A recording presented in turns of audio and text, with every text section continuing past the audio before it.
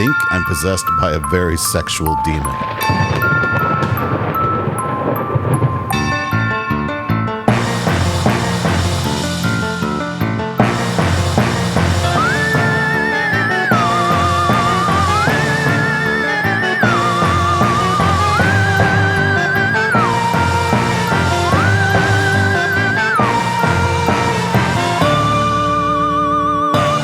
Welcome to Morally Offensive, a podcast that's really into nun stuff. Oh, no. I'm Bill. I'm Jess. And today we're talking about Jeff Baena and Aubrey Plaza's reinterpretation of a bawdy, blasphemous, Renaissance-era literary classic. This is a podcast about the films condemned or considered morally offensive by the Catholic Church. We both grew up Catholic, and now we're not for reasons, but we are still fascinated by the religion that raised us. The films we cover are selected from the official film review lists of the Legion of Decency, Rest in Peace, and the U.S. Conference of Catholic Bishops. I'm a motion graphics designer, editor, and DJ. And I'm an instructional designer with a PhD in film and television studies. And together, we are on a journey to watch every film condemned or considered morally offensive. Jess, how are you doing? I am doing great and happy to be here. Fantastic. You missed our JC Superstar episode for Easter, our Easter special. Yeah, I was a little jealous to not be on that one, but I know it was in good hands. And now we're back in the habit with our Filthy Habits Nun Exploitation series. I know, I made a joke. I did want to say, though, somebody pointed out to us we missed, evidently there were bombings by Catholic extremists in South America when JC Superstar both came out as a show and as a film, and I totally missed that. Somebody pointed it out to me online earlier this week. Wow. Yeah. I missed it too. We can't get everything. We can't, we do our best to fact check. We don't have a researcher. We aren't a fancy podcast. We're scholars. We're constantly learning. It's also ironic. I mean, I have a PhD and I'm a researcher. Look, we can't all be Joe Rogan and have our shit together, okay? Oh, no. Well, listen, I have a very special guest today. A while back, I was, when we first started the podcast, I was posting in some of the ex-Catholic groups, just being like, hey, we're starting this podcast. We're two assholes who have this film podcast, check us out. And then I was reached out to by this comedian who was really into what we were doing, and we connected, and me being the insane planner I am, had this podcast booked all the way out to winter. So I was like, well, what can we do? And this person pitched me The Little Hours, and I said, that's actually a great call, and maybe we can do a nun series. And now it's finally happened. We're here. Jess, we are so happy to have with us today actor, writer, comedian based in Brooklyn, Syd King, who last summer took her solo show, St. Sydney, about growing up Catholic, to the Edinburgh Fringe Festival. You can now find her performing sketch and stand-up in NYC and beyond, and you can check her out at her website, www.sydking.com. Syd, thank you so much for joining us. So happy to be here. I rewatched the film last night and I was like, oh, this is so fun. I'm glad I just have an excuse to rewatch this. I really enjoyed it this time. The first time I watched it, I didn't quite get the wavelength it was on or the vibe. And now rewatching it, it was great. I had a great time. So really enjoyed it. Yeah. Oh, I watched it right after deconstructing, and I was like, oh, they're being really inappropriate. I was stress sweating the whole time.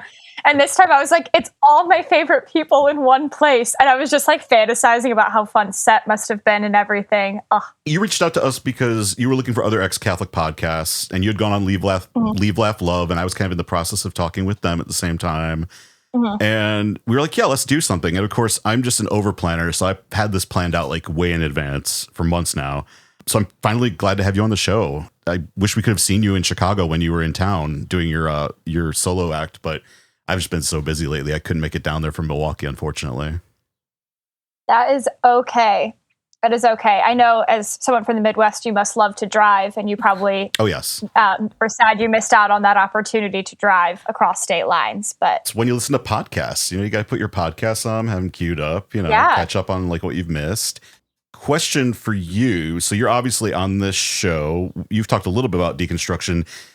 What's your journey with Catholicism? I know we don't need the whole, Leave, Laugh, Love did a great episode. If people want to hear Syd's whole story, you can go check that out. But I'm just what's your capsule review? Where are you at now?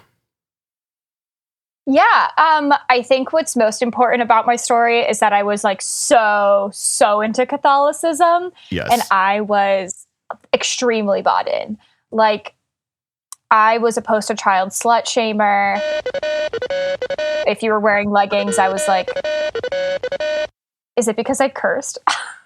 I heard your phone go off and I thought I was like getting bleeped for saying slut. And I was like, that's appropriate. Honestly, that's fair. I didn't know if you could hear that. Yeah, Jesus just texted me and said, you are canceled. It's not nice to slut shame. Yep, yeah. don't do that. So yeah, I was like really bought in. I was very pious.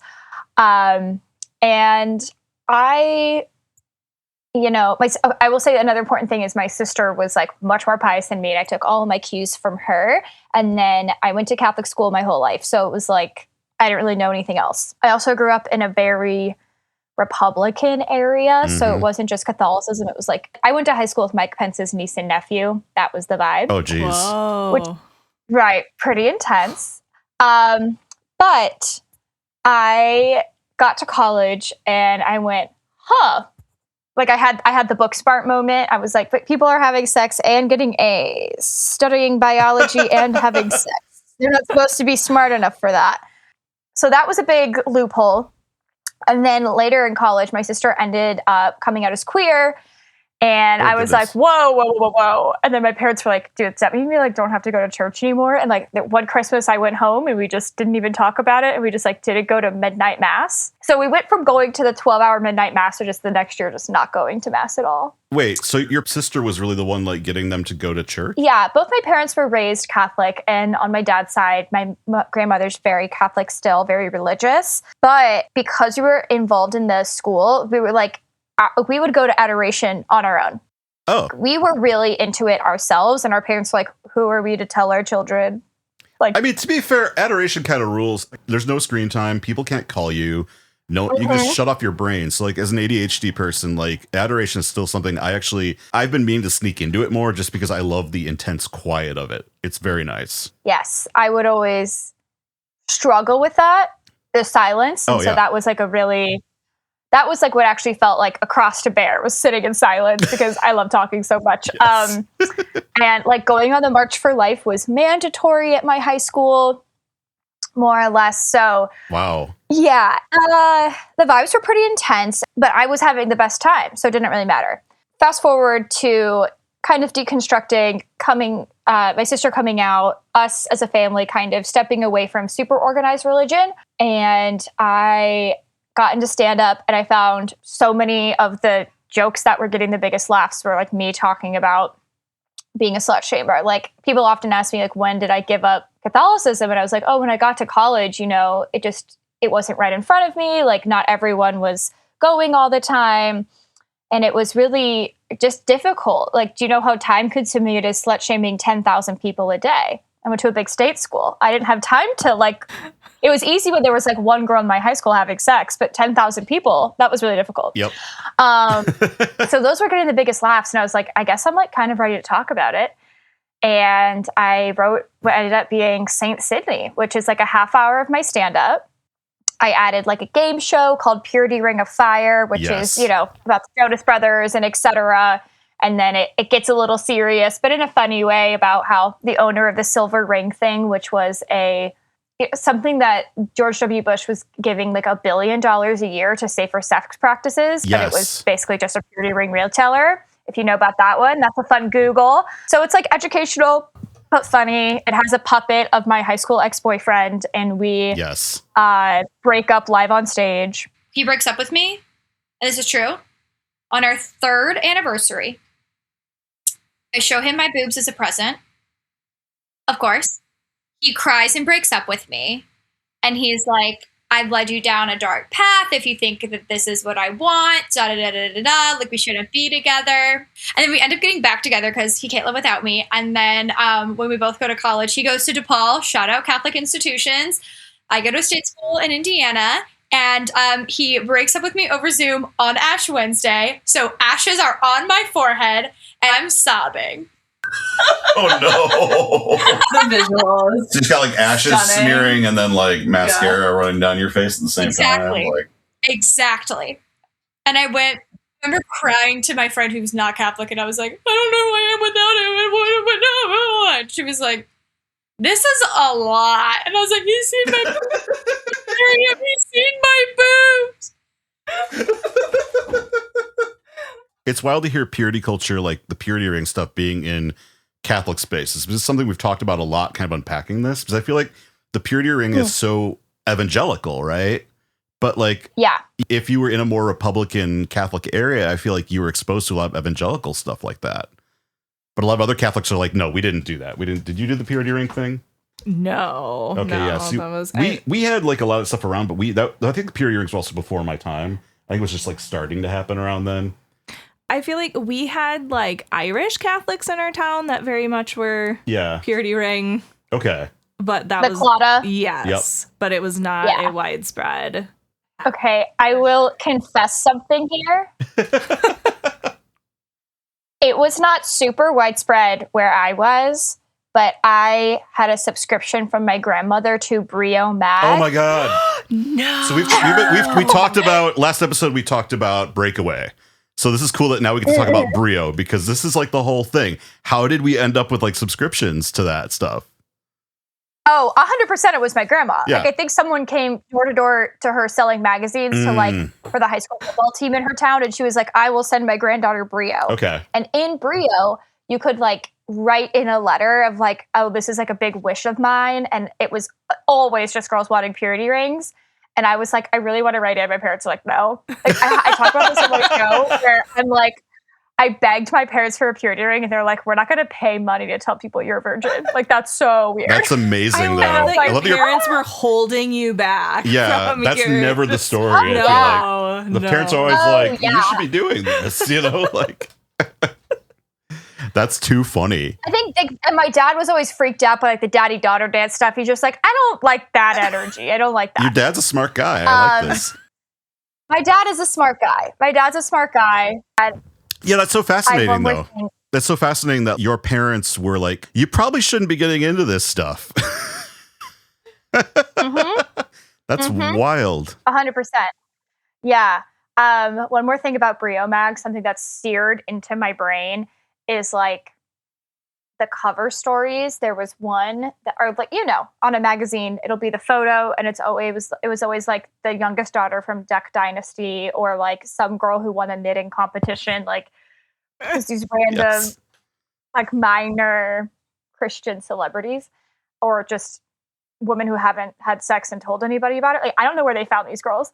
And the things would be like, how to involve St. Peter in your everyday life.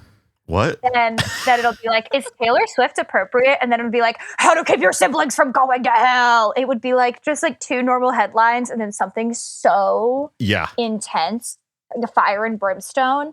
And it is so hard to find these now. I'm like, I need to Library of Congress this shit, because we need to, as a culture, study what was going on in Brio. I think archive.org has some of that stuff, I believe. I feel bad because I found a bunch of my mom's house, and I was just like, I got rid of them.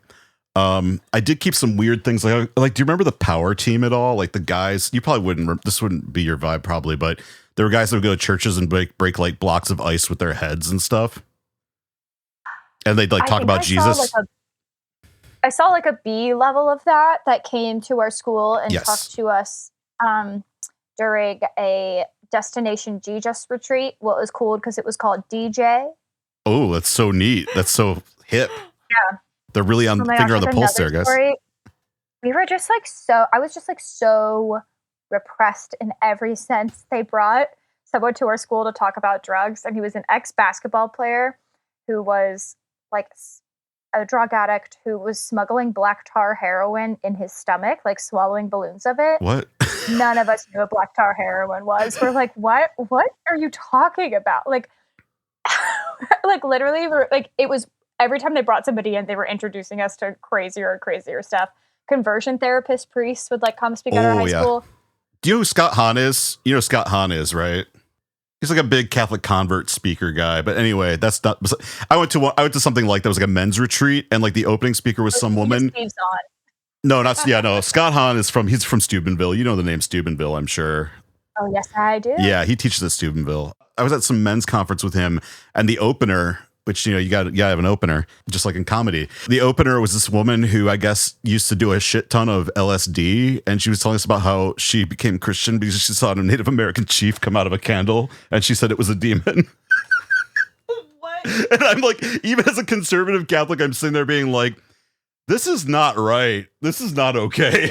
But in the spirit of like his retreats, those are coming back. Have you seen them like on TikTok and stuff for like middle-aged conservative White Christian dudes. white men? Yeah. Oh yeah, it's out there. It's like if you have a beard, and I don't mean I mean I have beard a beard, wife. but you know, I get it. I mean beard wife and beard wife. And like if you have a wife who's a beard and like a punch and you're 40 plus years old, they want you on this like $3,000. It's only $3,000 for 48 hours, and they make you a man. They make you a God-fearing man. Wild behavior. I don't like. What? I signed Hans up. Wait, you did? Did he go? No. Oh, you should have sent him. No. We need full report.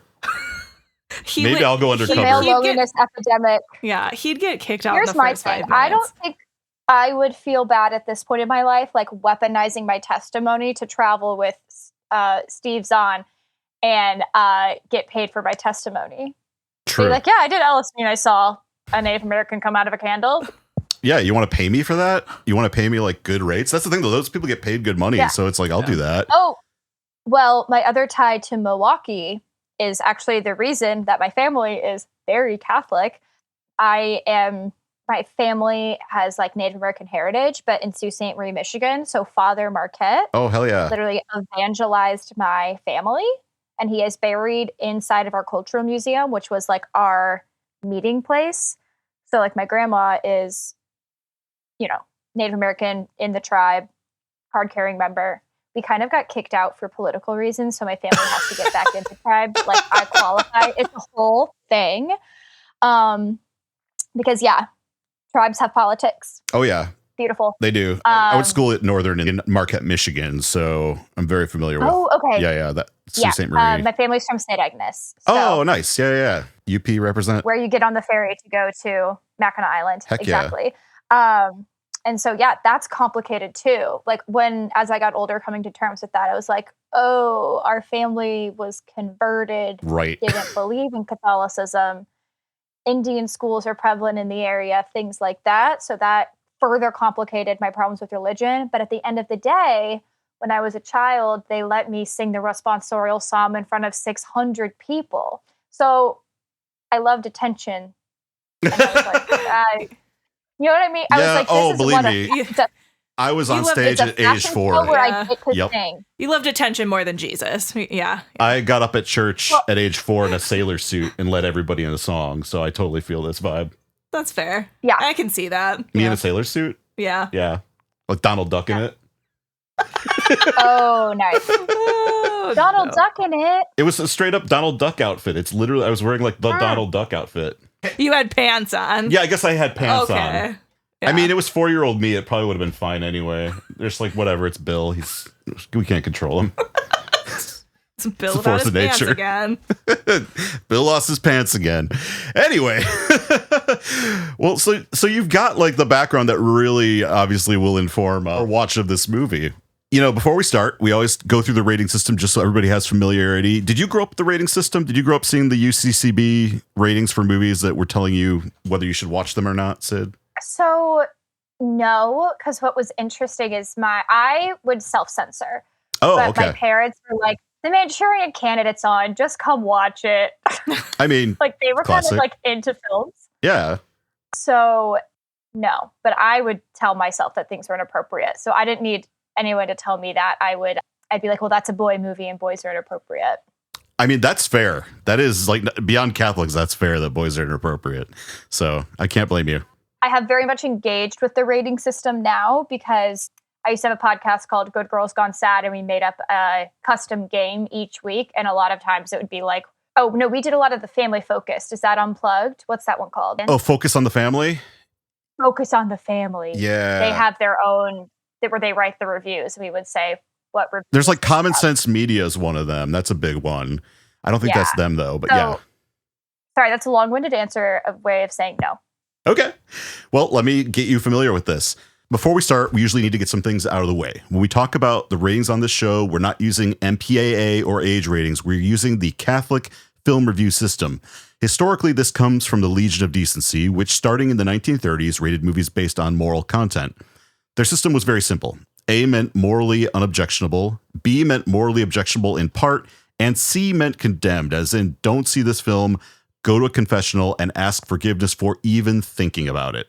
Today, that tradition lives on through the U.S. Conference of Catholic Bishops, which uses a more detailed scale. A1 for general audiences, A2 for adults and adolescents, A3 for adults only, L for limited adult audiences, and O for morally offensive. These ratings aren't about artistic merit or quality. A movie can be brilliant, influential, beautifully made, and still be rated O. So now you know the rating system, and this film was rated morally offensive. I'm also curious from Syd, since like your deconstruction was sort of late enough, like were you active at all online? Like that was sort of like the early 2010s, like the heyday for, you know, like reviewing films online, like imdb.com or anything. Were you like shaming any of these movies actively online? No, just with my words. I was also very deeply afraid of chat rooms. I heard horrible things happened in chat rooms and on boards. So I abstained from the chat room culture as well as Tumblr. I didn't understand what porn was, but I thought everything was porn. I mean, there was a lot of that on Tumblr, to be fair. Right. True. And now so no, I was not engaging with that kind of literature, but I would just tell people like, well, you're a heathen for seeing that. That's not fair. I wouldn't say heathen. People called me a heathen, but I wouldn't say heathen. I would just be like silently judging, being like, oh, I love being better than them. That's what I would think. Well, listen, let's talk about this movie, The Little Hours. Here is a breakdown of this film. In 14th century Italy, a tense, cloistered convent gets thrown off balance when a young man named Masetto arrives, pretending to be deaf and mute to land a job as a gardener. The nuns, already restless and frustrated with their circumstances, start to unravel around him, especially Alessandra, who's bitter about being stuck there with no way out.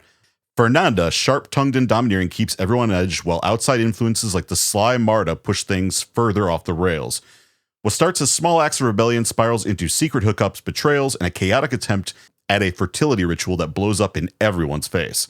By the end, the whole system meant to keep them in line collapses, and a few of them decide to stop pretending and take control of their own lives. Rules be damned. I think it's a pretty good breakdown of this movie. Apt. I Very agree. apt. Now, Yeah. are either of you familiar with the source material of this movie, the Decameron? So when this film came out, I was in grad school finishing up my art history degree in medieval art and architecture. So yes, this was right up my alley, and I was familiar with the Decameron. So I'm glad we put you on this episode. thank you. You're welcome. You have to use that degree at some point. I mean, you know. Rude. Hey, I have a theater minor. I can't judge. What do you mean? I have a degree in art history, medieval art and architecture, and then an MA and PhD in cinema, media, and digital studies. What do you mean not useful? We both have useless degrees. It's okay. I know. No, they're useful. At least I don't have debt for mine, so Well, that must be nice. Walk away from it. So yeah, for those not familiar, the Decameron was written by Giovanni Boccaccio. I love putting a little sauce on that. Between roughly 1348 and 1353. It's a collection of 100 stories set during the Black Death. It follows 10 young people who flee plague-ravaged Florence and spend days telling stories to pass time. 10 days specifically. The tales range from romantic and tragic to comic, and often are explicitly sexual, with many taking aim at corrupt clergy, social hypocrisy, and rigid class structures.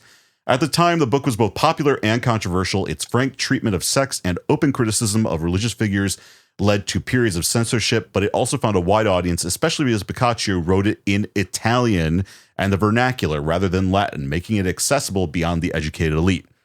In a broader sense, it's a bridge between medieval and Renaissance worlds. It shifts focus away from purely religious explanations of life and towards human behavior, chance, and individual experience. Its influence can be seen in later works like Chaucer's Canterbury Tales, and it helped to establish the short story as a major literary form. There are still Catholic cities in like Florence or Italy in general that like you do not bring this up. So it's something that Jeff Baena touches on too. Really? Okay. When going to film. Yeah. Especially like, so not to like segue, but like, so he had read this in school himself when he was at NYU. Okay.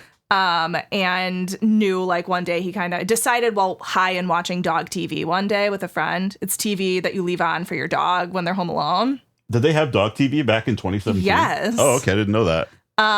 And he knew he wanted to like make this into a screenplay, but he was very like choosy about like the Italian backers financially that would be looking at the film, because some of them were coming from cities where like you didn't talk about this. That's wild. Yeah. So it's interesting that It was a lot of short stories. We had like a lot of like literature and English classes where we'd read like Satyricon by Plutarch. Nice. Okay. We read the entire Canterbury Tales in Catholic school. I do know that. And we did read some selections from the Decameron. I'm pretty confident. Because like these are the most popular stories they adapted. Like the nun stories where they fuck that deaf mute guy, that's like one of the most famous stories from the book. So and it is this larger like kind of like denial that the Catholic Church sort of has towards like it. The Decameron, whether you like it or not, like it has satirical moments, but it's historical fact.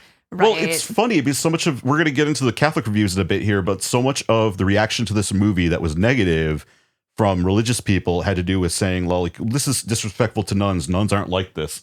And if you read historical accounts, diaries, if you look at the circumstances of nuns at this time, it's not that far off. So like at this time, before the 14th century, when it was more common for nuns to enter the convent because of their own desire, it was often nunneries were filled with women or young girls that were going to Catholic school and were sort of part of the convent until they could be married off. And if they couldn't be married off, that's just kind of where they would remain for the rest of their lives, kind of as spinsters, right? So they were there against their will because like their parents couldn't afford a dowry or their dad left them there. So like these were women that had humanistic natural urges and inner lives that, you know, were being stifled, and they weren't there by choice. So they weren't making pious vows. They were there against their will. The Decameron's a very bawdy collection of tales, and it's shocking still to read it today because they feel like 70s nunsploitation movies. You know, they feel 100%. Graphic today when you read them. I mean, the language is older, but the intent and what they're saying is still very clearly like what is in this movie, what's in Pasolini's earlier adaptation of the Decameron called the Decameron. So, thing about me is that I did not know this existed until the Netflix adaptation came out a couple of years ago, maybe even just last year. Yeah. Yeah, and now I'm like, oh, I should have known about that. That's the Catholic thing coming out, being like, no, I should have known about that. Like, there's something I definitely like. That's in my wheelhouse. I should have known. It's my culture. But, like, yeah, that's my culture. My culture, my costume. Something I think the church loves to do is wash its hands of things that it was indirectly involved in encouraging. Oh, 100%. Yeah, and I feel like that's highlighted by like the groups trying to protest the film and stuff too, of like not even seeing the film. Right. Where like a lot of the people and churches and churchgoers like condemning the Decameron like admitted to never reading it. Well, it's funny too because I found like a lot of people when I was growing up who would, you know, follow these lists or who would support boycotts of like my mom's, you know, not throwing my mom under the bus, but you know, my mom wouldn't be the first time. It's happened before. But you know, my mom was part of like boycotts against like Target back in the day because they gave healthcare to gay people. And I think also because they rolled that right on back. Yeah, so. they sure. I bet she loves Target now. Yeah, right. But you know, and also like the whole thing with like, you know, I think they probably gave money to Planned Parenthood or something. But it's funny like how many people would boycott stuff or like would get mad about like Dogma, for example, coming out, or the movie Priest with Miramax. But then they'd be like, "Oh, that's great! You're reading, you know, Chaucer's The Canterbury Tales in Catholic school." And I'm sitting there reading in school like, this is a lot of dick and fart jokes, and there's titties in it, and like poop and sex, and okay, cool. I get to read this because it's classic Catholic literature. Awesome. Dante's Inferno is another one that's pretty crazy. Right, and like the thing with the Decameron tales too is like there aren't these like classic what Catholicism wants. Like there aren't punishments and stuff for their behavior. Like it's just their lives. It's just their lives. It's documentary almost in a way, the way it's portrayed. Deepest I ever got in school was I read the Screw Tape Letters, and that did a number on me. I'd like that one still though. It's a clever book. I did too. I was like, yeah, this is real and raw, and I'm definitely still Catholic. Once you don't believe in hell as a place that actually exists, it's like a lot easier to read it as a comical text. Like once you can appreciate it for like being a piece of satire, you're like, okay, yeah, this is really brilliant. But when you're like actually thinking hell is real, it's like kind of a terrifying book to read because you're like, oh no, what if I'm doing that? What if I'm reacting to my neighbor's squeaky boots in church? You know, it's that kind of thing. Mm-hmm. So, you know, the scrupulosity that I was a big fan of when I was younger. I have such a different, like, I haven't talked about it yet on any episodes, but like when I have OCD, like I have debilitating OCD. And when I was younger, religion was like a big scrupulosity thing for me. Totally. Obsession. Yeah. And like into my teen years, starting to like question things like, do I actually believe this? And then like, oh my God, am I going to go to hell for questioning it? Right. Because like I was going to Sunday school and being told like, yes, you are going to go to hell for even questioning if there is a hell. Oh, yeah, that's straight to hell. You go directly to jail. Straight to jail. Straight to jail. Do not pass go. Yeah. Right. Well, let me break down kind of like the three tales of this movie. This movie does a smart thing in that it uses one of the main story, like one story is kind of its main framework, and then it borrows elements from other ones. The main thing it's borrowing from is the Day 3 Tale 3-1. The story of Masetto, obviously played by Dave Franco here, who poses as a deaf mute to work in a convent of nuns, ultimately indulging in sexual relations with them.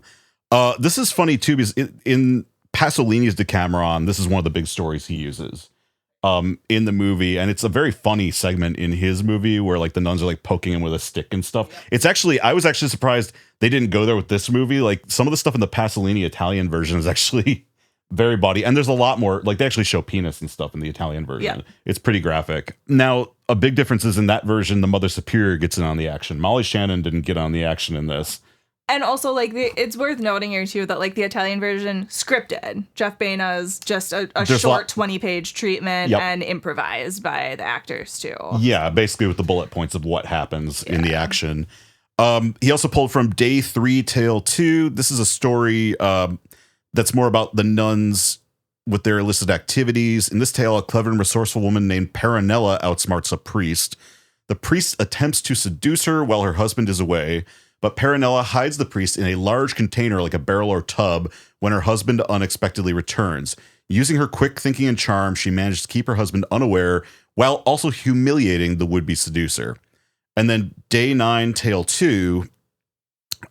This is a tale that tells of a clever and devout widow named Griselda who's tested by her husband, Gualtieri, the Marquis of Saluzzo, in a series of extreme trials to prove her obedience and patience. This is the Nick Offerman character and his wife. Bruno, yeah.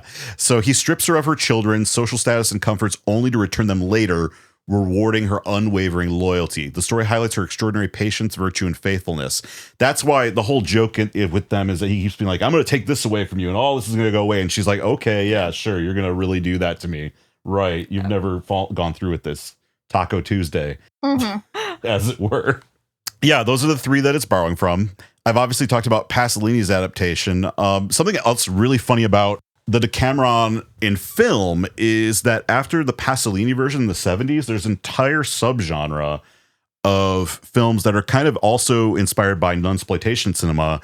And I hope I pronounce this correctly, but the subgenre is called Decamerotica or Decameratici. And it's these like Decameron influenced films that are, for the most part, way less artful than the Pasolini version, and really just focusing on like the body. It's like they're sex comedies, right? They're kind of pulling from Italian sexploitation comedies that were also called commedia sexy all'italiana. I need to stop trying to do Italian on this show. It's bad. It's giving Mario more than Super it's giving Mario. Like, native. Yeah. Commedia sexy all'italiana is as close as I'll get. So you have films like sexy, no. What I just said. Yeah, that was bad. I'm not here to seduce people with my Italian. One film's called The Ribald Decameron. It's from 1972. There's Knights of Boccaccio, and there's a bunch that just have like Decameron in the title. If you go on like Tubi and Pluto, you can find a bunch of these randomly. But it became a whole subgenre of like medieval sex comedy with a lot of nudity and a lot of, sex comedy. The University of Texas. So actually, when I was teaching like early film history, I was teaching the second half of it. So like 1950 and after. University of Texas, actually, the Department of French and Italian had a really great grad student lecture, actually, with a pretty great syllabus about the Decameratici. In the 1970s. That's wild. They gave a whole course to that in Texas, of all places. Right? But I do find that those are the places where people really get into this stuff because you're raised in such like a sort of a oppressive culture that when you get out, you're like, man, I want to know like what's the dirtiest stuff you got? Like, just tell me. I want to know what's out there. The barrier to entry is gone. You know, you end up making a podcast like this. Tell me, Jess, I would love to know more about the director, Jeff Baena, and kind of like the crew that made this film happen. So Jeff Baena is one of my favorite, like, really? Writers, producers. R.I.P. Yes. Obviously. Yes, rest in peace. He and Aubrey Plaza together, amazing. So obviously he started as a screenwriter, turned director, definitely matches. So he was the spouse of Aubrey Plaza. Definitely matches her deadpan humor. Loves an ensemble cast, especially from kind of underground alt comedy scene. So his kind of biggest like recognition came as a co-writer for I Heart Huckabees with David O. Russell. So that was in 2004. One of my favorite films ever. Went to NYU, studied filmmaking. Again, that's where he also took a course on sort of like sexuality in medieval, like in the Middle Ages, medieval times, where he came across the Decameron, read it, and he said it just resonated with him. He felt like it was this sort of universal, timeless story, which I think he proved it is. Right. And so thought about it again 20 years later while high and watching dog TV.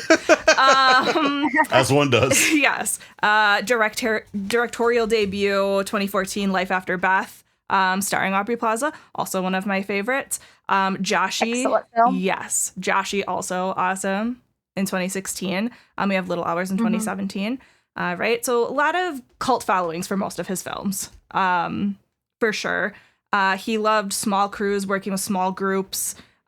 He really believed in the continuation of independent cinema. He talked about that a lot over the pandemic as well. And he loved allowing actors to improvise on sets, writing kind of incomplete scripts to give them the room for that. So when we're talking about Little Hours, he wrote about like a 20-page treatment and just gave the actors direction to improvise most of their content. It's worth noting, too, Aubrey Plaza did contribute because she grew up going to Catholic school. So she did a lot of research for this film, helping him with sort of creating the treatment, things like that. And I got the impression like Kate Micucci, it sounds like, was interested in becoming a nun at some, or he's fascinated by nuns. Yes, has kind of like an obsession. I heard she has like a nun collection. Yes. That's awesome and weird. So this is like random, but did you know about the Nun Doll Museum? I don't know if it exists anymore, but it was in Michigan. My dad said something about it. Yeah, it's at the Cross in the Woods, which is like the world's largest crucifix in Michigan, I believe. And now I question my dad. But anyways, continue. No, why he knows about it. So it's in I think Burt Lake, Michigan, and it's there or near Burt Lake, Michigan. But it's the Cross in the Woods. It's a shrine. It's a giant crucifix of Jesus. Like I think it's the world's largest crucifix, bronze. And then they have a nun museum there, or at least they did. I think somebody bought the collection because they had to close the nun museum, and I think it moved somewhere else. But literally, we'd go there as kids, and they had dolls of every nun ever, like every single nun order that exists. There was a doll for it with little handmade like habits and everything, ancient to like modern. It was wild. That sounds so much. I have this up right now. It does seem it's still there. Heck yeah. And so much more haunting than the clown museum. We need to go and do some content at the Nun Doll Museum. Some of them are full-sized mannequins. Keep that in mind. Yep. They are. The Mother Teresa one I remember is a full-size mannequin. They've got some like penguin habits from back in the day. I think there's like some Dominicans. Those are a little creepy because they're like full-size mannequins. It's very Twilight Zone. Yeah. But I do remember it being like very... It's a wild place. Over 500 dolls. Yep. We have a family photo. I did darkroom development in high school, and I did like some darkroom photos of us at Crossing the Woods as a family. They're little glasses. Yeah, the little glasses. You have a lot of little glasses. I feel like we need to put this on the social media for this episode because I feel like it's very important. Yes. And their little tiny crucifix and cross necklaces. We love them. Look at the fits. Look at all that drip. All right. And it's very important. It's in the Diocese of Gaylord. That's right. Yeah, it's in Gaylord, Michigan. I love the way the fluorescent lighting in there really highlights the... Not to be confused with Gay, Michigan, which has the gay bar. Oh. They have a good hot dog menu. They have a foot-long hot dog that's really good. I'm not even joking. Makes sense. Ooh, or Hell, Michigan. Michigan is really... We got some good towns in Michigan. We got Hell, Michigan, Gay, Michigan. Yeah. Yep. I mean, nothing like St. Agnes, but... Bad Axe is almost badass. It should just be called Badass. I don't know why they don't call Bad Axe, Michigan Badass, Michigan, but they need to get there. They need to get it together. So you can imagine, like, this is a movie about nuns, right? And Catholics don't like when you make fun of nuns. No, but also, is this making fun of nuns? I don't think it is, and that's what we're going to talk about. I don't think it is. Yeah. That's so important because I think there's like a lot, like there is a space for making fun of like things surrounding the church that is important for the church. That's not making fun of religion because it's not hack. Like making fun of religion it's like so but to find comedy and the truth within the church is like really important because it makes the stuff that's just cheap shots at the church not as funny. So it's honestly better for the church itself. This is an argument even, I mean, if I put on my practicing Catholic hat for a second and pretend I'm practicing Catholic again. Like my thing was I always had the center point of like Pope John Paul II's statement on film and art. And that he was like, look, a film can take you to the darkest depths of human depravity. You just have to use it as a way to reveal the truth and show people toward the light. And to me, this movie does that, especially I think of the very sweet scene with, Molly Shannon and John C. Reilly at the end. Yeah. And I think that like this movie finds humanity. The problem is it's not a movie for Catholics who want their clergy to be perfect. Right. And I frankly don't want that because I've known clergy.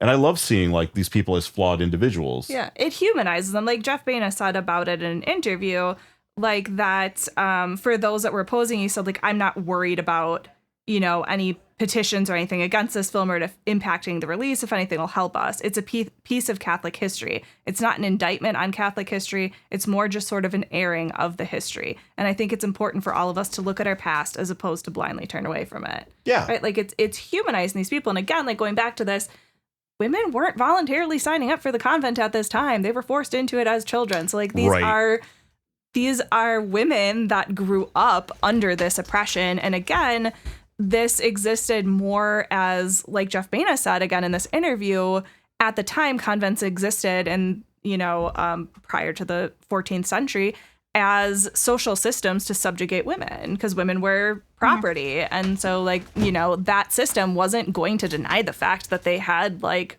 urges and needs and wants. In the 1300s, they locked down on cloistering because before 1300, I think it was Pope Boniface VIII is who finally says like, look, we need strict cloistering because there was a lot of like variation. Women, if you were a richer nun, you could get away and go do worldly things. You could take care of family business. You if you had to handle your parents' estate, you could go do that. So they were very loosey-goosey with it. By the 1300s, they cracked down. They said, all right, no, if you're a cloistered nun, you're a cloistered nun, all right?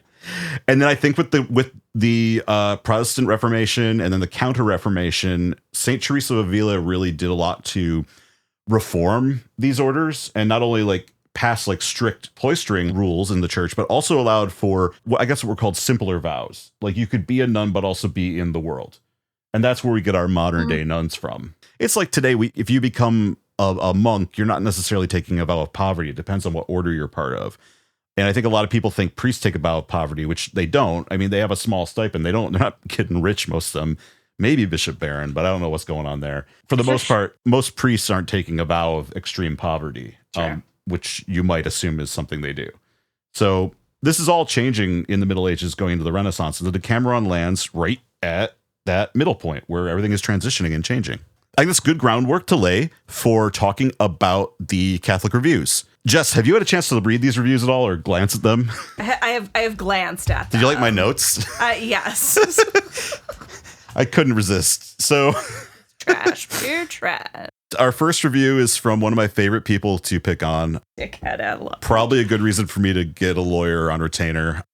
This is the Catholic League, our favorite guy, Bill Donahue, dickhead at large, according to my notes. The headline says, Sundance Film Festival trashes nuns. This is from January 24th, 2017. The Little Hours makes the film Novitiate look tame. It is trash. Pure trash. This is so trite. We've been there before, but some can't stop drinking from this well. Take Molly Shannon. In a recent interview about the film, she bemoaned her years in Catholic school, recalling how she was programmed to think how sex was so bad. She now considers herself enlightened, though from the sound of things, it is apparent she is still working through her adolescent rage. Time to grow up, Molly. Perhaps Sundance will host a film about all those sexually freed souls who threw restraint to the wind. Many, however, are dead, and those who plundered on are not exactly beaming with joy. Not the kind of film that is likely to attract Sony. It prefers to deal with sadistic sisters. Sounds like somebody needs to get some. I think Bill needs to grow up personally. I mean, the fact that he's so bent out of shape about a movie that, honestly, this kind of fell on deaf ears. A lot of people didn't see it. Correct. Like, honestly, Bill should have protested harder to make more people see it like he did with Dogma. But, like, it's just so funny. Like, it's one of those movies where I'm like, it's an indie film, man. It's not got big distribution. It's going to come and go. Yeah, find why its is he calling out Sony specifically? What's going on there? Well, it's at Sundance, so I think there was like a licensing deal going on. Because, you know, at film festivals, they're picking up, they're all bidding on rights for films. And they're usually a sponsor. Right, but they're like all there. They're all there, yeah. I think Sony was specifically... They're all there in the middle of the night doing their bidding. So I'm like, why is he like, and you specifically, Sony's going to say no to this. Nice try. I think because I think Sony was one of the ones looking at the film, and also I think earlier in he was mentioning several films in this review. I just excised the part with the little hours. So I think Sony had picked up or had just picked up something recently that he was referencing, and that's why the reference to Sony. Gotcha. It feels very personal outside of actual context, but yeah, it does. But Bill's also that kind of guy. So not one of my favorite as a Bill, not one of my favorite Bills. Now, the next review is interesting because it's from the National Catholic Reporter, which is usually conservative Catholics often call the National Catholic Reporter not Catholic, call it CINO, which is Catholic in name only. And it's often painted as being leftist. It's not. It's like a moderate, more liberal Catholic publication, but they're not that extreme. They're pretty middle of the road, honestly. It's interesting, though, because they didn't like the movie. So here's a review from Rose. I hate to pronounce her name, so we're just going to call her Rose P. The headline is, Ribald and Irreverent, The Little Hours has nothing to recommend it. The National Legion of Decency gave a 1953 version of Boccaccio's work, Decameron Nights, a B rating for light treatment of marriage, suggestive sequences, and tends to condone immoral actions. Those censors will spin in their graves if they see this one. I couldn't find the USCCB's Office for Film and Broadcast Review for Pasolini's 1971 version of the Decameron with music by Ennio Morricone. I like that she points that out. I really appreciate that. That made me laugh, yeah. Like, we stand Ennio Morricone on this show. But I can only imagine it was found morally objectionable for all, given that he told even more stories and ridiculed the Catholic Church extensively according to reviews. I hope Baena didn't make the film to offend, but it will. There is really nothing to recommend it, content or story-wise. It's a smart, stupid movie, but it's practically porn. What does the movie mean? That the Catholic Church is fun to ridicule and that it represses human needs and sexual desires? Should you go see it? If you do, just remember, I warned you. From my perspective, like, I've read a lot of reviews from the National Catholic Reporter, and this is kind of weird for them. It feels like they got an off-brand, like, conservative to write the review, because usually they're more thoughtful about a movie like this that obviously is presenting a very complicated vision of the church and nuns, right? Right. And so Rose is herself a sister. Oh, so this could be personal. Yes. Okay. And she does admit, though, like, an extended version that, like, she, at least when I looked her up, that's what I found, that she did laugh at points. Yes, she did. She did, right? And she does appreciate, like, the portrayal of human fallibility. But yeah, so. Well, and I can see a nun taking this very personally, especially because, I mean, in the greater context, there are a lot of other, like, movies that really portray being a nun in a far more sadistic and inaccurate way. But I don't think this movie does that. This movie tries to thread the needle of being very human. The extreme parts that are a little silly, obviously, are like the witch scenes with the fertility rite, all that stuff. That stuff's a little over the top, but also, again, it's a comedy, so, like, I don't mind it. But that's also, like, right, the carnivalesque. Like, that's what all of that is in the Middle Ages, medieval times. Right. Like, that's a perfect depiction of it is. It is. And it's in tone. It's in the tone of the Decameron. So if you have a problem with this movie, you have a problem with the Decameron, which you're allowed to. I mean, many Catholics still do. So I guess But that's the thing, though, is people like to view classical literature like the Decameron in a vacuum, right? They're like, this is a staid old thing. It's a classic. It's literature. Right. But when you really actually read it, if you've actually read it, because I feel like a lot of people just haven't actually read this stuff half the time. Right. Which is why, like, I want these reviews to be looking at the film as like a literature to film adaptation, right? But because they're not even acknowledging, the source material. You can't do that. So, or they're also not even watching although I do appreciate that Sister Rose did actually watch the film. She did. No, I don't think it's a disappointing review. I don't think it's a bad review. I don't disrespect her. I get why she is offended as a nun, because the problem is we went from having nothing but good depictions of nuns in the Hays Code era to having most of the depictions of the clergy and nuns are very negative. Right. In the 70s and 80s. And now I feel like we've talked about this before, it's balancing out where I feel like we're just getting, honestly, this is a more honest portrayal.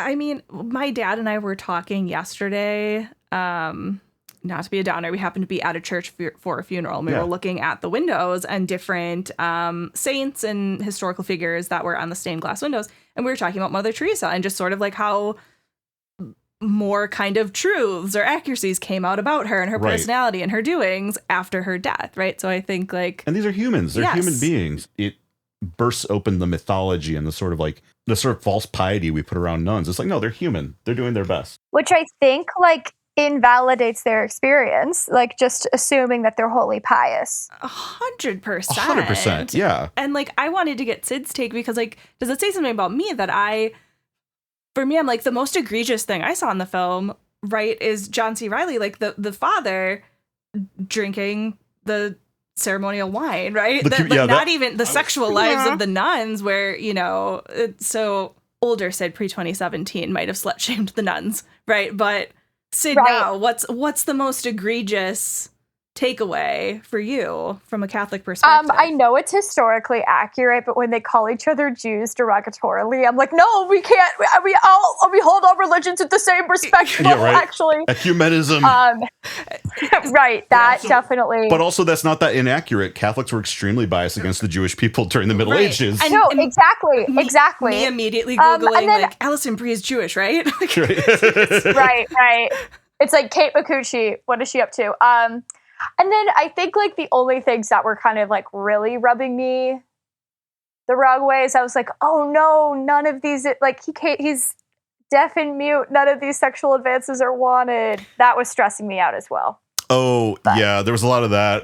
But again, that's the source material you're dealing with. No, and I completely understand, but it's just like always like stressful to watch. But I was a little stressed, like, especially when Dave Franco was like, shouldn't we like not be drinking this wine? He's like, I blessed it. So that made me laugh so hard. He's like, well, I blessed it. Yeah, so, like poor Dave Franco just like, being pressured into everything. But yeah, I know I really was like, I was sweating for Dave Franco and not in the way the nuns were, I was going to say, I was like, and people are still getting caught drinking the church wine. Like that is a universal truth.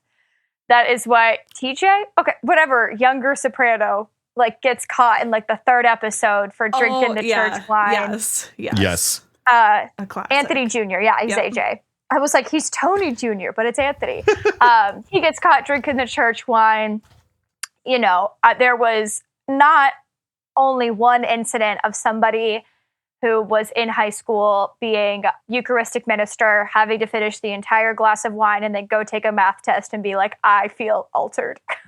Because no one came up to them during like, all school mass or whatever. So I loved that actually when they were drinking the church, like with the consecrated wine. I was like, this is a universal truth. Also, it wasn't transubstantiated. It was just consecrated. Big difference. There you go. See, people don't know the details. It's important. The next review is from the U.S. Catholic. This is from Jessica Messman from September 29th, 2017. So we're talking like later in the year from when it was at Sundance. Now it's actually coming out. The Little Hours is funny, but it's definitely not a useful or accurate representation of religious life in the 14th century, despite its source material and Boehna's claim otherwise. It is, however, an interesting look at contemporary feminism through the eyes of a man, and that gaze apparently hasn't evolved much over 700 years. When women are angry, intelligent, independent, powerful, and exercising their agency, they turn out to be lesbians or witches. So what do we think of that? First of all, Jessica was alive during the 14th century, apparently, so she can vouch for the accuracy. Of course. Thank you, Jessica. Also, why not both? Let them be lesbian witches. You know what I mean? What's the or all about? And I also feel like if Jessica did some research in the Middle Ages, like, yes, there were very, like, strict church-mandated sexual rules, right? Right. But a lot of work from art, literature from that time suggests a lot of, like, gender fluidity and gender nonconformity. Pretty widespread.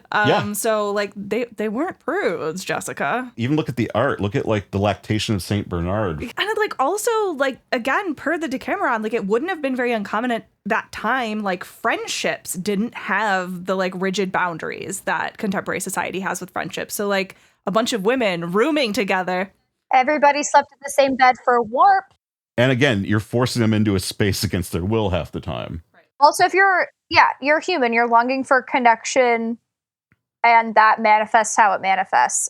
I just finished a book today that was like, it's called George Falls Through Time. Not to brag, I got an advanced reader copy. Ooh. So it's not out yet, but I do recommend when it does come out later this year. It's a gay man living in London in 2026, falls into 1300, and he's like, everyone's going to know I'm gay and I'm going to die immediately. And they're all like, okay, and? Yes. Like, he's Excellent. like telling somebody, he like thinks it's this big bomb he has to drop. He's like, so I'm a time traveler.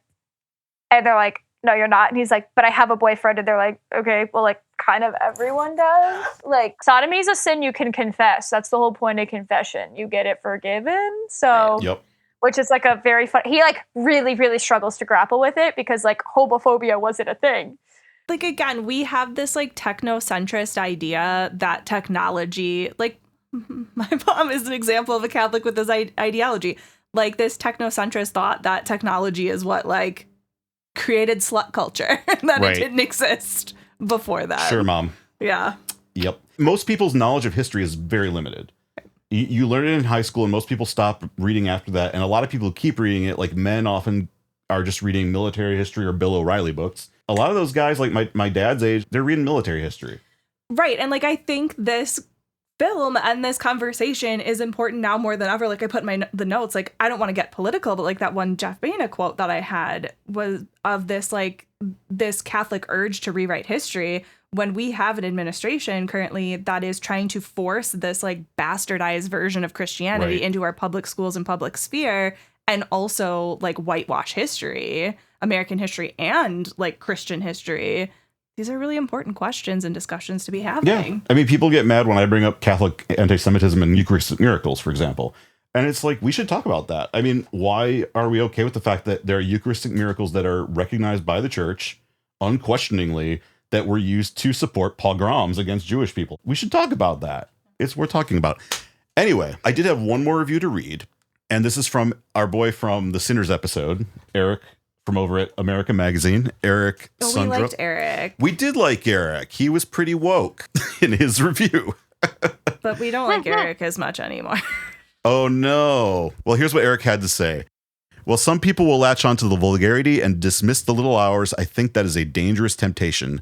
If religious people get hung up on the cursing and the sex, we are missing an opportunity for conversation. We are setting ourselves up to live in a sanitized cultural ghetto filled only with films like The Shack. I'm not sure what The Shack is, but I feel like that's a Christian film, probably. Heaven is for real.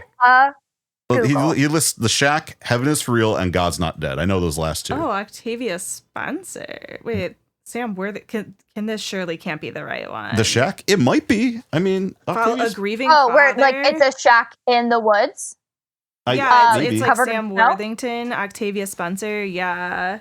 That looks like a Christian that's right. film. A grieving father. So is somebody gonna like meet Jesus or something? Probably. Jesus comes to the shack. Oh, a mysterious. Hey, no spoilers, guys. No spoilers. Oh, damn it. I'm just guessing. Sorry. I'm not sure. It's a faith-based drama. Oh, there you go. There it is. Tim McGraw. Tim McGraw's in it. All right. Here's the rest of the review. We will be talking only to ourselves rather than engaging the real experience and confusions of our time. People honestly believe vows of chastity are crazy. I hear it all the time, and it is worth discussing openly and honestly because no one lives those vows in a sentimental, sanitized world. The characters in Little Hours are hypocrites. They are confused, they are vulgar, and they are used to shock us into laughter. And at the same time, the movie has some genuinely touching human moments. The movie and its characters are like most of us, messed up and banking on the fact that someone somewhere might have mercy. That is one hell of a risk. I still like you, Eric. I mean, he's touching on the same sentiment that Syd was just talking about, right? The whole point is you can repent for that, you know. This idea, this need for the Catholic Church to be perfect, I don't know, like it makes no sense with the history of the church. It makes no sense with the intent of the church. The whole thing with being Catholic is, when I was a kid, I was told the only difference between us and people outside the church is we spend an hour a week on our knees here trying to do better. Now, as an adult, now I realize like that's kind of bullshit because most people are trying to do better. But the idea is that like we're the ones, you know, in this church, we come here because we need the help. We realize we need the help, so we come here. Right? And I think that point is good. Trying to make yourself sound better than other people, not good. But like I think that message is a good one of, yeah, I mean, no one is perfect. We're all human. We all make mistakes. And I think that's a universal concept in this film and in Catholicism that everybody can kind of relate to. Right. And I think it's interesting as well talking about this sort of like we're all equals, this note of like equality so Aubrey Plaza, in researching this film, kind of became obsessed with the idea like penitentials, right? So what your penance is, right? Is it say 6 Hail Marys, this and that? But like back again at the time this film is taking place, and the early Catholic Church, depending on who you were, kind of like current justice system, you could buy your way out of your penitentials. Oh, absolutely. And depending on your standing within the church or within the community, you could get away with lesser infractions than another person, right? And like, that equality was preached but not practiced. One of the big qualms that Luther has, and that is part of the Protestant Reformation, are the selling of indulgences, the idea that you can buy essentially your penance off from a priest. And this was a moneymaker for the church, but it was a big thing with the corruption that Protestants would be calling out. Now, some Catholics will tell you, well, you know, they reformed that before the Protestant Reformation happened and they were overreacting. And it's like, but why would they complain about it if it was happening, guys? So, yeah, there was all this kind of corruption and stuff going on, dishonesty. And again, you know, this American Magazine review is coming from the Jesuits in New York. City Catholics, the Jesuits, it's going to be more open-minded. They're going to be looking at this through probably a more intellectual lens. You know, Bill Donahue is more of a reactionary. His job is to be a pain in the ass. That's who he is. He's not a film reviewer. He's just a guy who gets angry about any culture or media he doesn't like, which seems to be everything, really. And there were protests against this outside of the Catholic League. There were Catholic groups, including America Needs Fatima and the American Society for the Defense of Tradition, Family, and Property, aka TFP, petitioning to stop the film's distribution, with over 50,000 signatories combined objecting to the depiction of nuns and priests in the movie. This is from America Needs Fatima. Now, I want to point something out. As I was looking into this, I found out America Needs Fatima and TFP are the same thing. TFP has different like projects or like web pages, and America Needs Fatima is one of their projects to help spread Fatima. The main thing they do is they go to people's house with a statue of the Virgin Mary, and they'll come in your house and pray with you and talk to you about the mysteries of Fatima. If somebody showed up at your house with a Virgin Mary statue in the middle of the day and you're trying to work, like, what are you doing? I don't really answer the door for anyone, so. Yeah, I think Syd would have a field day with them. Syd, what would you do? I mean, if I realized that's what it was, and it was 2 nice women, because men are not allowed in my home, I would, I mean, they are in a group, but like, what are you doing one-on-one with me as a man? Of course. That sounds different. Like, I'm not letting street person, like a person off the street. I am not saying, you see what I'm saying? Yeah. Oh my goodness. I'd probably bring him in and I'd be like, tell me everything. This sounds so good. Oh no, you're wrong. I know more than you. But this happened to me on the street the other day, like downtown Brooklyn. And this woman stops me and she's like, hey. And I was like, I thought she was going to ask me for directions. Rookie mistake. And she was like, we're kind of just like doing a Bible study in the area. And we're like finding women who want to just like do a Bible study. And I was like, you're in a cult. I've heard about this one. Yep. I didn't say it, but I was just like, I'm good. And she's like, okay, that's fine. But I just wanted to say, like, I'm not sure if you've like read the Bible, but there are people out there who are saying mad different things about what's in the Bible. and we talk about like the truth. So if you want to like explore the truth of the Bible, this is like, you should just like think about coming. And you know what? She didn't have a business card. I would have respected her and taken the business card so I could have Googled, but she was just like, you should really think about coming. And I was like, to what? Where? Do you have literature? Anyway. Yeah. And then she went, I don't know if you're religious. And I went, I'm Catholic. And then I went, oh, I shouldn't have said that.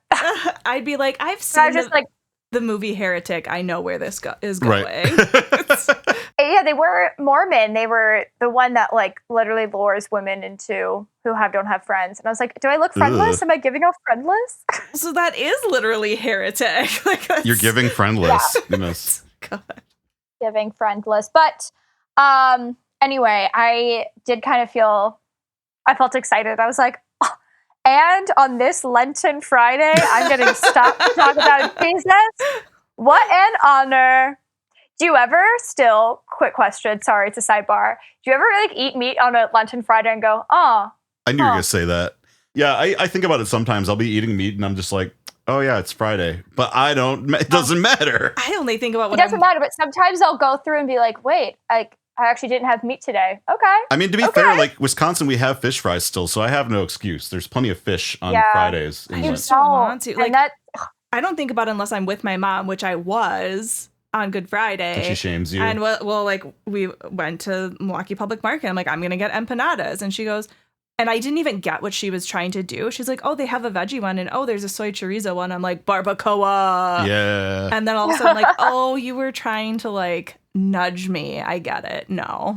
I'm not going to go to hell for eating a barbacoa. Yeah. If God wants to condemn me or damn me for eating barbacoa, I need a different God. I'm sorry. I did so much worse that day alone than eat barbacoa. Yeah, I bet. Like, you heathen. Speaking of, have you guys seen the TikTok of he's like, I'm a 23-year-old Catholic living in New York City. I can't have meat on Fridays. And then he just sits down and eats 6 hard-boiled eggs, like all on camera, and it's awful to watch. I have to send it to you. Just choking. You need to repost this on his social media.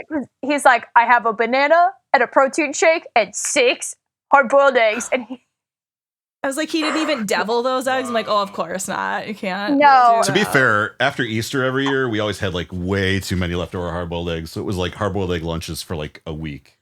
But like that's the best part of Easter is like this week I told Kelly like I'm 90% deviled egg right now. Yeah, Kelly's not on board with the hard-boiled eggs. I tried to get her to like do an egg hunt and she was kind of like, I don't know. And I'm like, but it could be fun. If I'm doing an egg hunt, they better be Cadbury eggs. Like I'm not egg hunting for like hard-boiled eggs. Those eggs need to be mixed with mayo and mustard. Yeah, that is kind of crazy. Have you ever egg hunted for deviled eggs? How'd that work out?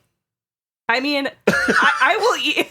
If you have a year where you lose one and you're like, I think we're down an egg. If my dad made the deviled eggs and there's like one in the dirt, I'll eat it. You ever lose one though, like where you can't find it and then you find it a month later?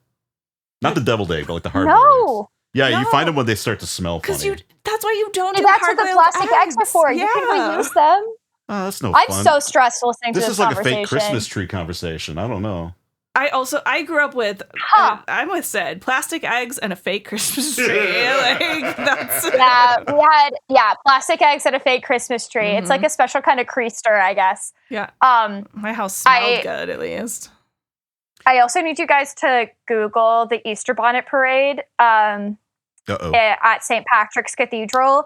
And while people are doing real Easter worship, there are hundreds of us, probably 2,000 to 3,000 people standing out on the steps of St. Patrick's Cathedral in outfits made of eggs and like really goofy stuff. I'm a 3-year strong, like going for it participant. Last year I was featured in the New York Times style section for my hat, which was a deviled egg fascinator. I'll have to send it to Jess. But amazing. Please send it our way. Yes, you guys have, but like that's my reclamation of Easter. I love that. The Easter bonnet parade. I love that. Does St. Patrick's do the blessing of the pets where people show up with like ostriches and alligators and stuff? Or is that a Protestant thing? Is that an Anglican church in New York? Is that there? I think maybe. I took a guinea pig to one once. Okay. I know we do the blessing of the pets. I need to get back into the St. Blaise stuff too. I need to get my throat blessed. I think they're onto something. The candles are good. The candles work well. The candles are so good. That's what I'm saying. Like Catholics, we have like the traditions. We got good stuff. It's just, Maybe spirit and tradition. That's all we got. Did you say fear and tradition? Yeah, right. No, spirit. Oh, spirit and tradition. I said fear and tradition, and I was like, absolutely. I was gonna say fear, guilt, Like and tradition. ecclesiastical spirit and tradition, Fear, but yeah. guilt, tradition, therapy bills. So yeah, there were all these different petitions, but it's really funny because all the protests and petitions against this movie were from Tradition Family Property, TFP, masquerading as other groups. So they had a site they created called America Needs Fatima, which is like their whole thing where they bring a statue to your house and tell you about Fatima. They've got something called the Return to Order, which is like their Christian nationalist movement. The thing is like about TFP is like it's only a few 100,000 people in the US. They're based in South America. So it's kind of funny that they want to push like a Christian nationalist agenda when their main cult leader is in South America. TFP was founded in 1973. This came out of a movement from Brazilian thinker Plinio Correa de Oliveira. And again, I'm going to be awesome with these pronunciations. American affiliates started in the mid 1970s. It actually started in Yonkers in the US, if you believe it or not. And then also there's a permanent hermitage they migrated to in Spring Grove, Pennsylvania. The group started by building ties with figures on the religious political right, including allies of Ronald Reagan. Ronald Reagan actually voiced his support for TFP's growth in 1984. They were originally focused on fundraising for a Catholic counter-offensive against communism and left-wing ideologies. The organization evolved into a broader cultural group promoting what it sees as the values of a Christian civilization. In 1992, it formally merged with the American TFP under the same name. It's courted controversy and has faced accusations of being a cult due to its excessive devotion to its single leader and his mother. That's total cult behavior. And there's a lot of internal secrecy. There's accusations of, isolating young people from their families. The TFP is known for being a cult. They're weird Catholics. Most Catholics make fun of them, honestly. Like when Benedetta came out, for example, at the Music Box, they protested there. I was in front. They had a statue of the Virgin Mary holding rosaries. They had signs that said all sorts of like things about the movie, like don't abuse our Blessed Mother. And then they had a bagpipe player because I think that's a very Chicago thing, have a bagpipe player for some reason. But they're just a bunch of nerds. They protested a coffee shop we've done events with in the past, The Brood in Chicago. They were saying like, the Catholics are here. And I was like, no. Those are the weird ones. That's the cult. That's not the normal Catholics. There's some overlap there. Like there is overlap. Everything on the website is horrifying, but they talk about this idea of like on the website or the facts, like harmonious continuation of like legacy and about how of tradition, and then say like in this sense, so the way they're describing it is harmonious continuation from one generation to the next, wherein tradition is unwavering and unaltered. In this sense, tradition is synonymous with progress. That is opposite. I put up a picture on our notes. They have a sign that says honk against gender ideology. And that's listed here as that queer ideology is the bastardization of tradition, of the nuclear family. Right? All this to say that if Catholics are protesting a movie, it's probably the TFP nerds, and most Catholics don't claim them. But also, like, what's going on with these capes? Oh yeah, you're looking. Yeah, so you're deep in it now. You're looking at the capes. I mean, to be fair, the KFC has capes too. They have their own problems, but there are other groups that have capes. I'm not against capes. It's just the capes really add to the weirdness of the whole thing. I mean, I just don't think that a cape gives you the right to. They're also not good capes. They look really bad. No, and those look like party store capes because they don't look like regal velvet blood sacrifice capes. They look like little kid superhero party store capes. I'm obsessed with the term honk against gender ideology. That's like saying honk against philosophy. Like you can't really stop philosophy. No. Can we talk about the Fatima statue they take go door to door with is also very large. It's big. What? It's a big statue. Why are we making? And it looks like they make the elderly women do this. To inflict suffering upon ourselves. There's a show called St. Dennis. There's a woman. It's great. It's funny. It's a la like Parks and Rec The Office. But there's a woman who's having her appendix removed, and she will not have surgery. She needs how does my mother break through my do not disturb? She knew what you were doing. I think she knows. Your mother knows you're talking about Jesus. You're offending. Because I don't get it. You're making Jesus cry. I made double sure this time she couldn't break through, and damned if she didn't. So in this show, St. Dennis, this woman, she needs emergency surgery, and she says, I need my cross. And they're like, we have a rosary, you have a cross to offer you. And she goes, no, I need my cross. So she's waiting and waiting. She's getting sicker. Her nephew brings it, and it's this like 7-foot tall wooden cross that they're trying to get in the hospital up to her room. Okay, well, you know what? And now I'm done. America needs Fatima.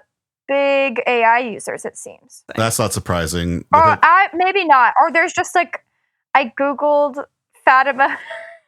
I wanted to see how big this statue of Virgin Mary was. So I Googled, the Fatima Mission people come to our home. Oh, geez. That's what I Googled. And then it's just like a lot of, it's like a couple photos of the actual statue. There's so many other things you could be doing to like help people. And you're just like, we're just going to come to your house with a statue and talk at you. With this like 3-foot tall solid and statue. Come into your home, say some crazy stuff about Fatima and leave. Which, listeners, if you don't know anything about Fatima, just Google Fatima conspiracy theories, and you'll get on a rabbit hole.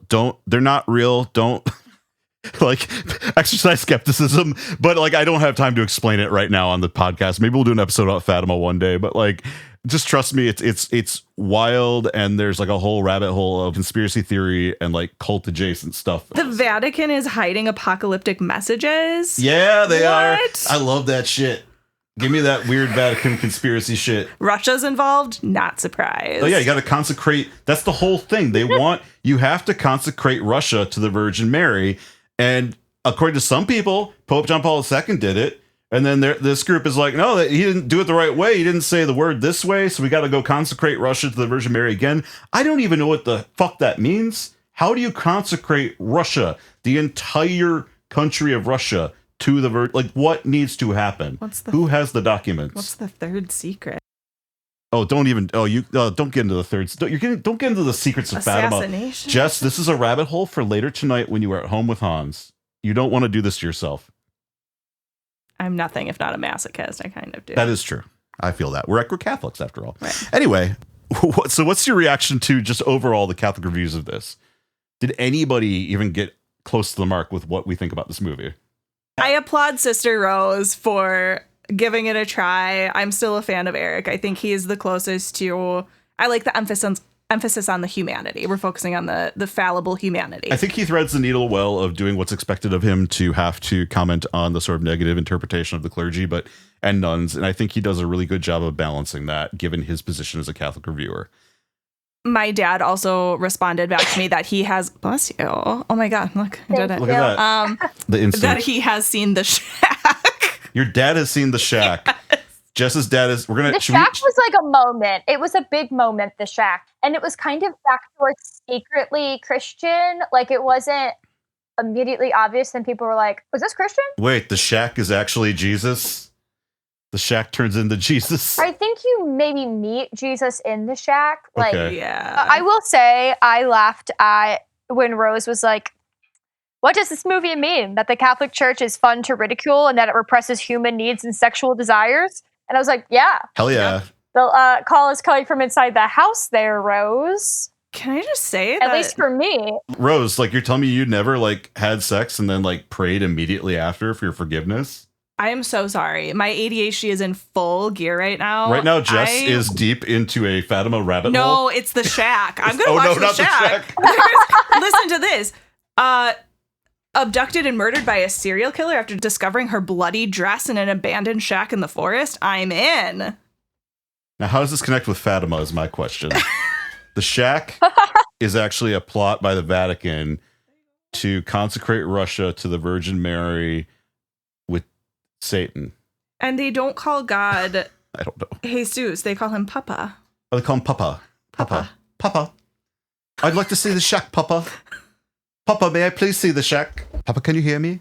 At least Octavia gets like a nice wig and she's in full glam. Right? We love They Octavia. don't let her do that very much anymore. So yeah, because like in Mama, no. But also I want to be like, if Octavia Spencer's in this, we know at least one person's acting well in True. it. I like Sam Worthington. I probably won't watch it, but that intrigued me. I think you're gonna. I actually think if I'm a betting woman, which I don't bet because gambling's a sin, but if I was a betting woman, I'd bet that you're gonna end up watching The Shack. I'd tell she that you're gonna. Also, 10 seconds before Syd just bet her life savings on that. The loophole is we throw a bingo night at the church hall, and then it's not gambling. I did right before she saw that. I added it to my watch list on Apple TV. Yes, I want to see your Letterboxd review for The Shack. Okay. Well, yeah. Wait. Does the podcast have its own Letterboxd? We should. I have mine. Yeah. We should have our own. That would actually be very funny. We'll start one. Maybe that'd be so fun. Give Kevin something to do. Oh, Kevin. I don't know. We need to wrap up this first episode, but in the next episode, we are going to be deep diving into the behind the scenes of this movie, talking about what we felt about the different scenes, the cast, the performances, and the direction. But until next time, Syd, where can the people find you? The people can find me, Syd King, at SYD.THE.KING on Instagram. That's honestly the best place to find me. Awesome. Pretty responsive to DMs and etc. So if you want to reach out and talk about Brio Mag, my DMs are open. And like if Breakaway enters the chat, just add us to the conversation as well. You should totally reach out to Gwen Stefani and see if she'll bring the magazine back. I mean, that's her big... Can we get Gwen Stefani on the show? We're not big enough yet. No. We got to be Christian too. We got to get that Hallow sponsorship. Yeah. We're so close to the Hallow sponsorship. Fingers crossed. No, I don't want to be a part of this anymore. Thank you again for listening, and join us again next time as we will continue our dive into 2017's The Little Hours with our guest, Syd King. Thanks again for listening, and as always, go and sin no more.